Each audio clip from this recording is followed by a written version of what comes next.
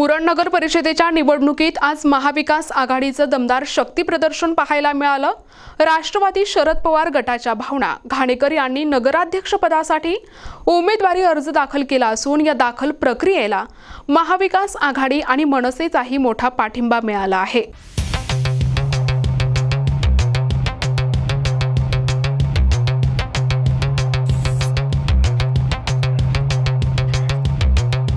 भावना घाणेकर यांच्या उमेदवारीचे आघाडीमधील सर्व घटक पक्षांनी एका सुरात स्वागत केले असून त्यामुळे कार्यकर्त्यांमध्ये उत्साहाचे आणि आनंदाचे वातावरण निर्माण झाले।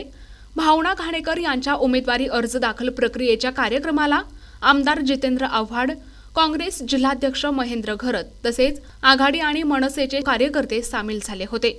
यावेळी जितेंद्र आव्हाड यांनी विजयाचा ठाम विश्वास व्यक्त करत महाविकास आघाडी एकत्र राहील असे मत अधोरेखित केले। ताई, आज तुम्ही महाविकास आघाडीच्या अधिकृत उमेदवार म्हणून निवडणुकीला सामोरे जात आहे, तर ती निवडणूक तुम्ही कशा प्रकारे बघत आहात? मी निवडणुकीकडे जनशक्ती विरुद्ध धनशक्ती अशी बघत आहे। ही निवडणूक फक्त आणि फक्त उरणच्या विकासासाठी आहे। पण बघाल, मागचे 15 वर्ष उरणच्या अधोगतीकडे गेलंय। रस्ते असू द्या, पाणी असू द्या, वीज असू द्या, मूलभूत ज्या गरजा आहेत त्याच मिळाल्या नाहीत। आणि आपण बघाल, ट्रॅफिकची समस्या आहे। बायपास होणार होता जूनला, नाही झाला। ऑक्टोबरला होणार होता, नाही झाला।